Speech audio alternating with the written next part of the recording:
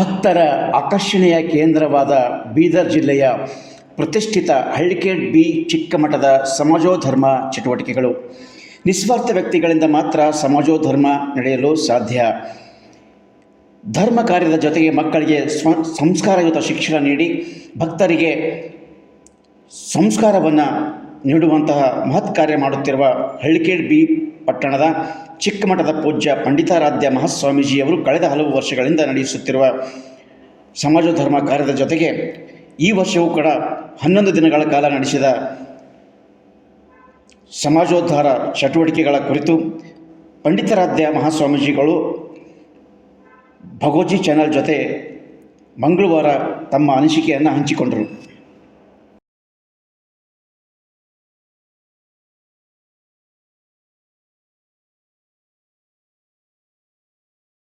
ವೀಕ್ಷಕರಿಗೆ ಭಗೋಜಿ YouTube channel ವತಿಯಿಂದ ಹಾರ್ದಿಕ ಸ್ವಾಗತವನ್ನು ಕೋರ್ತಾ, ಬೀದರ್ ಜಿಲ್ಲೆಯ ಪ್ರತಿಷ್ಠಿತ ಮಠಗಳಲ್ಲಿ ಒಂದಾಗಿರ್ತಕ್ಕಂತಹ ಹಳ್ಳಿಕೇಡ್ ಬಿ ಪಟ್ಟಣದ ಚಿಕ್ಕ ಮಠದ ಪೂಜ್ಯ ಪಂಡಿತಾರಾಧ್ಯ ಮಹಾಸ್ವಾಮೀಜಿಗಳು ಕಳೆದ ಹಲವಾರು ವರ್ಷಗಳಿಂದ ಧಾರ್ಮಿಕ, ಶೈಕ್ಷಣಿಕ, ಸಾಹಿತ್ಯಿಕ, ಸಾಂಸ್ಕೃತಿಕ ಹೀಗೆ ವೈವಿಧ್ಯಮಯ ರೀತಿಯ ಕಾರ್ಯಕ್ರಮಗಳನ್ನು ಹಮ್ಮಿಕೊಳ್ಳುವ ಮುಖಾಂತರವಾಗಿ ಸಮಾಜವನ್ನು ಸನ್ಮಾರ್ಗದತ್ತ ಕೊಂಡೊಯ್ಯುವಂಥ ಕೆಲಸವನ್ನು ಮಾಡ್ತಾ ಇದ್ದಾರೆ.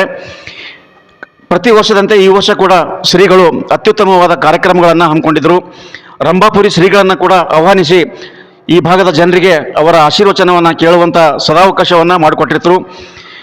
ಶ್ರೀಗಳು ಈ ಎಲ್ಲ ಕಾರ್ಯಕ್ರಮಗಳನ್ನು ಹೇಗೆಲ್ಲ ಆಯೋಜನೆ ಮಾಡಿದರು, ಭಕ್ತರ ಸಹಕಾರ ಹೇಗಿತ್ತು ಅನ್ನೋದ್ರ ಬಗ್ಗೆ ಶ್ರೀಗಳಿಂದಲೇ ನಾವು ಇವತ್ತು ತಿಳ್ಕೊಳ್ಳೋಣ.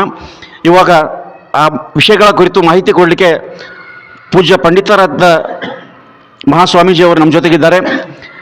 ಸ್ವಾಮೀಜಿಯವರೇ, ತಮಗೆ ಯೂಟ್ಯೂಬ್ ಚಾನಲ್ಗೆ ಹಾರ್ದಿಕವಾದ ಸ್ವಾಗತವನ್ನು ಕೋರ್ತಿದ್ದೀನಿ. ಮುಂದಿನ ನಿಮ್ಮ ಯೋಜನೆಗಳೇನು? ಈ ಸಾರಿಯ ಕಾರ್ಯಕ್ರಮಕ್ಕೆ ಸಾರ್ವಜನಿಕರು ಮತ್ತು ವಿವಿಧ ಹಂತ ಚುನಾಯಿತ ಪ್ರತಿನಿಧಿಗಳಾಗಿರ್ಬೋದು, ಅವರೆಲ್ಲರ ಸಹಕಾರ ಹೇಗಿತ್ತು, ಮುಂದೇನು ಮಾಡಬೇಕಂತ ಯೋಚನೆ ಇದೆ ಸರ್? ಪ್ರತಿ ವರ್ಷದಂತೆ ಈ ವರ್ಷವೂ ಕೂಡ ಶ್ರೀ ಗುರುಸಿದ್ದೇಶ್ವರರ ಜಾತ್ರಾ ಮಹೋತ್ಸವ ಬಹಳ ಸುಂದರ ರೀತಿಯಿಂದ ಸಾಗಿ ಬಂತು. ಅದರಲ್ಲಿ ಶ್ರೀ ಸೊಲ್ಲಾಪುರ ಸಿದ್ದರಾಮೇಶ್ವರ ಪುರಾಣ ಏನಪ್ಪ ಅಂದ್ರೆ ಮೂಲ ಆಧಾರವಾಗಿ ಇಟ್ಕೊಂಡು ನಮ್ಮೂರಿನ ಜನತೆಗೆ ಹಾಗೂ ಸುತ್ತಮುತ್ತಲಿನ ಎಲ್ಲ ಗ್ರಾಮಸ್ಥರಿಗೆ ಒಂದು ಆಧ್ಯಾತ್ಮಿಕ ಒಂದು ಜನರಿಗೇನಪ್ಪ ಅಂದ್ರೆ ಆಧ್ಯಾತ್ಮಿಕ ತಿಳುವಳಿಕೆ ಮತ್ತು ಒಂದು ಒಳ್ಳೆಯ ಜ್ಞಾನ ಕೊಡಬೇಕಂಥೇಳಿ ಒಂದು ಉದ್ದೇಶ ಇಟ್ಕೊಂಡು ನಮ್ಮೂರಿನ ಎಲ್ಲ ಯುವಕರು, ತಾಯಂದಿರು, ಹಿರಿಯರು ಎಲ್ಲರ ಸಹಕಾರದಿಂದ ಬಹಳ ಸುಂದರ ರೀತಿಯಿಂದ ಕಾರ್ಯಕ್ರಮ ಸಾಗಿಕೊಂಡು ಬಂತು.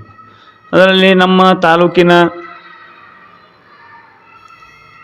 ಎಲ್ಲ ರಾಜಕೀಯ ಮುತ್ಸದ್ದಿಗಳು ಅವರೆಲ್ಲ ಸಹಕಾರ, ಒಳ್ಳೆಯ ಸಹಕಾರ, ಈಗಿನ ಪ್ರಸ್ತುತ ಶಾಸಕರು ಅನ್ಕೋಬೋದು, ಆಮೇಲೆ ಮಾಜಿ ಸಚಿವರು, ಆಮೇಲೆ ಈಗಿನ ನಮ್ಮ MLC ಅವರು ಭೀಮರಾವ್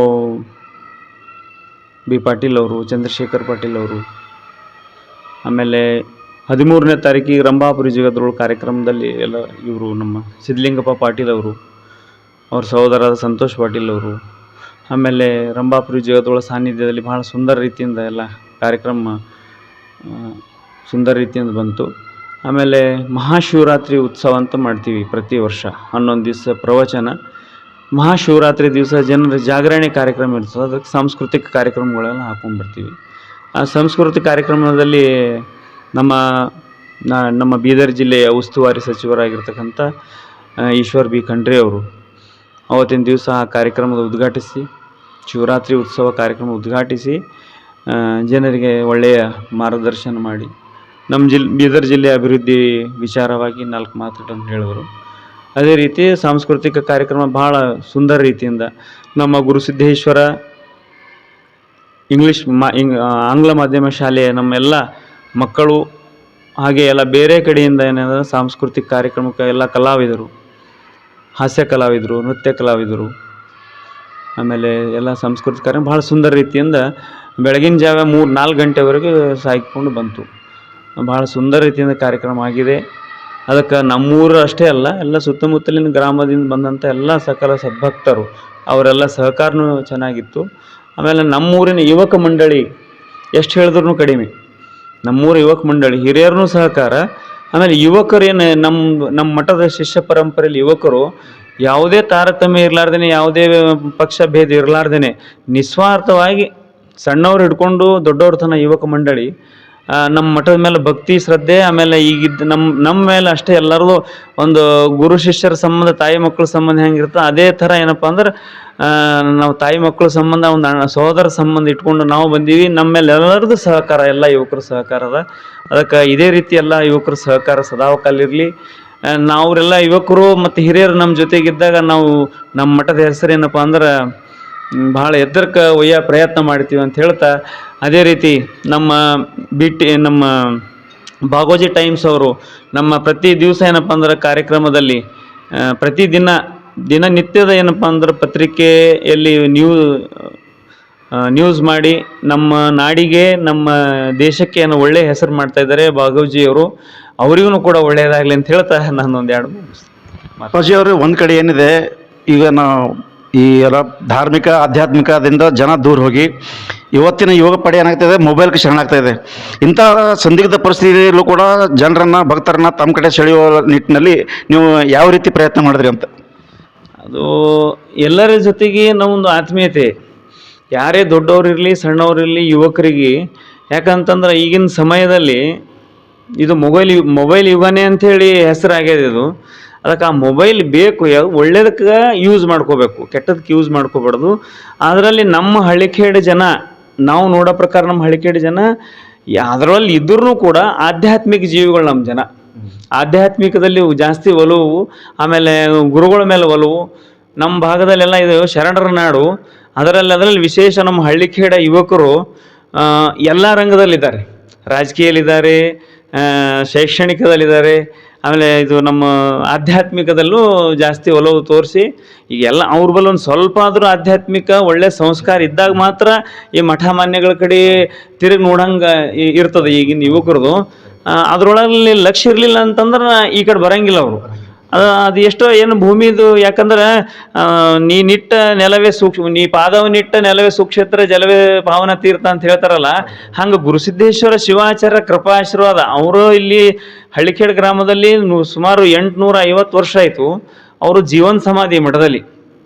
ಅವ್ರದ್ದೇ ಒಂದು ಪ್ರಭಾವ ನಮ್ಮೆಲ್ಲ ಯುವಕರು ಇಷ್ಟೆಲ್ಲ ಆಧ್ಯಾತ್ಮಿಕ ಲೋಕದೊಳಗೆ ಇಷ್ಟೆಲ್ಲ ಸೇವೆ ಮಾಡ್ತಾರಂತಂದ್ರೆ, ಈ ಮಠದ ಸೇವೆ ಮಾಡ್ತಾರಂತಂದ್ರೆ ಅವ್ರು ನಿಜವಾಗ್ಲೂ ಪುಣ್ಯವಂತರು ಇದ್ದವ್ರ ಕೈಲಿಂದ ಗುರುನಾಥ ಸೇವೆ ಮಾಡಿಸ್ಕೋತಾನ. ಆ ನಿಟ್ಟಿನಲ್ಲಿ ನಮ್ಮೆಲ್ಲ ಯುವಕ ಮಂಡಳಿ ಭಾಳ ಸುಂದರ ರೀತಿಯಿಂದ ಸೇವೆ ಮಾಡಿ ಈ ಕಾರ್ಯಕ್ರಮ ಯಶಸ್ವಿ ಮಾಡಿದ್ದಾರೆ. ನಮ್ಮೂರಿನ ಹಿರಿಯರಿಗೆ, ನಮ್ಮೂರಿನ ಯುವಕರಿಗೆ, ಎಲ್ಲ ತಾಯಂದಿರಿಗೆ ಮತ್ತು ಸುತ್ತಮುತ್ತಲಿನ ಗ್ರಾಮಸ್ಥರಿಗೆ ಎಲ್ಲರಿಗೆ ಹಾರೈಸಿ ಅವರೆಲ್ಲರಿಗೂ ಗುರುಸಿದ್ದೇಶ್ವರ ಕೃಪಾಶೀರ್ವಾದ ಮಾಡಲಿ ಅಂತೇಳಿ ನಾನು ಒಂದೆರಡು ಮಾತಾಡಿದ್ರೆ. ಈ ಮೊಬೈಲ್ ಯುಗದಲ್ಲಿಯೂ ಕೂಡ ಹಳ್ಳಿಕೇಡು ಜನ ಈ ಆಧ್ಯಾತ್ಮದ ಕಡೆ ಒಲವಿದೆ. ಗುರುಜಿಯವ್ರ ಬಗ್ಗೆ ಮತ್ತು ಗುರುಸಿದ್ದೇಶ್ವರ ಪೂಜ್ಯರ ಬಗ್ಗೆ ಗೌರವ ಇರೋ ಕಾರಣಕ್ಕಾಗಿ ಭಕ್ತರು ತಾನಾಗಿನೇ ಈ ಕಡೆ ಆಕರ್ಷಿತರಾಗಿ ಬರ್ತಾ ಇದ್ದಾರೆ ಅನ್ನುವಂಥ ಮಾತನ್ನು ಶ್ರೀಗಳು ಹೇಳಿದ್ದಾರೆ. ಈ ಶ್ರೀಮಠ ಇನ್ನೂ ರಾಜ್ಯ ಮಟ್ಟದಲ್ಲಿ, ರಾಷ್ಟ್ರ ಮಟ್ಟದಲ್ಲಿ ಉತ್ತಮ ಹೆಸರು ಮಾಡಲಿ ಅನ್ನುವಂಥ ಆಶಯವನ್ನು ವ್ಯಕ್ತಪಡಿಸುತ್ತಾ ಮತ್ತೊಮ್ಮೆ ಶ್ರೀಗಳಿಗೆ ನಾನು ಶರಣಾರ್ಥಿಗಳನ್ನು ಸಲ್ಲಿಸ್ತೇನೆ. ನಮಸ್ಕಾರ. ಹಳ್ಳಿಕೇಡು ಬಿ ಪಟ್ಟಣದ ಚಿಕ್ಕ ಮಠದ ಅಡಿಯಲ್ಲಿ ಇಲ್ಲಿನ ಪೀಠಾಧಿಪತಿ ಪೂಜ್ಯ ಪಂಡಿತಾರಾಧ್ಯ ಮಹಾಸ್ವಾಮೀಜಿಯವರ ಮಾರ್ಗದರ್ಶನದಲ್ಲಿ ನಡೆಯುತ್ತಿರುವ ಗುರುಸಿದ್ದೇಶ್ವರ ಆಂಗ್ಲ ಮಾಧ್ಯಮ ಶಾಲೆಯ ಮುಖ್ಯ ಶಿಕ್ಷಕಿ ಸಹೋದರಿ ರೇಣುಕಾ ಅವರು ನಮ್ಮ ಜೊತೆಗಿದ್ದಾರೆ. ಇವತ್ತು ಶ್ರೀಗಳ ಮಾರ್ಗದರ್ಶನ ಯಾವ ರೀತಿ ಆಗ್ತಾ ಇದೆ, ಶಾಲೆಯ ವಿದ್ಯಾರ್ಥಿಗಳ ಸಂಖ್ಯೆ, ಪಾಠ ಪ್ರವಚನಗಳು ಹೇಗೆ ನಡೀತಾ ಇವೆ, ಶ್ರೀಗಳು ಯಾವ್ಯಾವ ರೀತಿ ಸಹಕಾರ ಕೊಡ್ತಾ ಇದ್ದಾರೆ ಅನ್ನೋದ್ರ ಬಗ್ಗೆ ಈಗ ನಮ್ಮ ಸಹೋದರಿ ರೇಣುಕಾ ಅವರು ನಮ್ಮ ಭಗೋಜಿ ಯೂಟ್ಯೂಬ್ ಚಾನಲ್ ಜೊತೆ ತಮ್ಮ ವಿಚಾರವನ್ನು ಹಂಚಿಕೊಳ್ಬೇಕಂತ ಹೇಳ್ತೀನಿ. ಓಂ ನಮಃ ಶಿವಾಯ. ನಾನು ಶ್ರೀ ಗುರುಸಿದ್ದೇಶ್ವರ ಶಾಲೆಯ ಮುಖ್ಯ ಶಿಕ್ಷಕಿಯಾಗಿದ್ದು, ಈ ಶಾಲೆಯಲ್ಲಿ ಅಪ್ಪಾಜಿಯವರು ನಮಗೆ ಎಲ್ಲ ರೀತಿಯ ಸಹಕಾರವನ್ನು ನೀಡುತ್ತಿದ್ದಾರೆ ಮತ್ತು ಇಲ್ಲಿ ಮಕ್ಕಳ ಸಂಖ್ಯೆಯು ಕೂಡ ಹೆಚ್ಚಾಗಿ ಮಾಡಿದ್ದೇವೆ. ಮತ್ತು ಇಲ್ಲಿ ಎಲ್ಲ ಶಿಕ್ಷಕರು ನುರಿತ ಮತ್ತು ಎಕ್ಸ್ಪಿ ಆಗಿದ್ದಾರೆ. ಮತ್ತು ಈ ಶಾಲೆಯಲ್ಲಿ ಶಿಕ್ಷಣದ ಜೊತೆಗೆ ಸಂಸ್ಕಾರ ಮತ್ತು ಆಧ್ಯಾತ್ಮಿಕ ಶಿಕ್ಷಣವನ್ನು ನೀಡುತ್ತಿದ್ದೇವೆ. ಮತ್ತು ಈ ಶಾಲೆಯಲ್ಲಿ ಇನ್ನೂ ಉನ್ನತ ಮಟ್ಟಕ್ಕೆ ಶಿಕ್ಷಣವನ್ನು ನೀಡುತ್ತೇವೆಂದು ಎಲ್ಲರಿಗೂ ನಾವು ಭರವಸೆಯನ್ನು ನೀಡುತ್ತೇವೆ.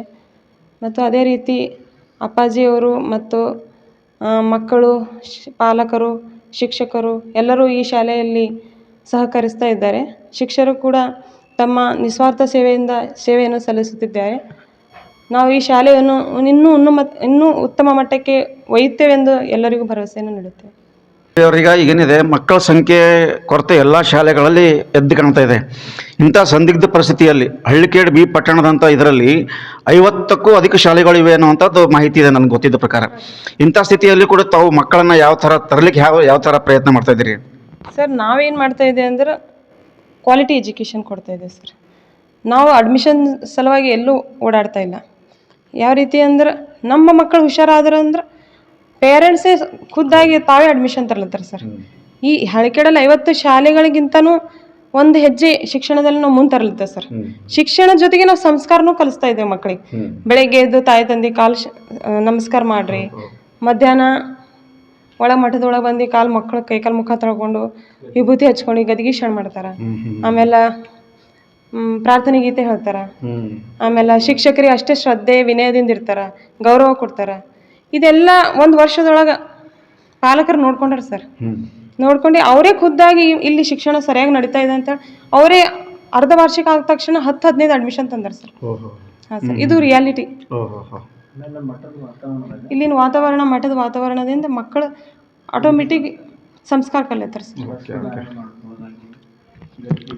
ಈ ಮಠದ ಪರಿಸರ ಮಕ್ಕಳನ್ನು ಆಕರ್ಷಣೆ ಮಾಡ್ತಾ ಇದೆ. ಇಲ್ಲಿ ನೀಡ್ತಕ್ಕಂಥ ಪಾಠ ಪ್ರವಚನ ಜೊತೆಗೆ ಉತ್ತಮ ಸಂಸ್ಕಾರ ಕೂಡ ಆ ಪಾಲಕರು ಮಕ್ಕಳನ್ನು ಈ ಶಾಲೆಗೆ ಕಳಿಸಲಿಕ್ಕೆ ಪೂರಕ ಆಗಿದೆ ಅನ್ನುವಂಥ ಮಾತನ್ನು ಮುಖ್ಯ ಶಿಕ್ಷಕಿ ರೇಣುಕಾ ಅವರು ಹೇಳಿದ್ದಾರೆ.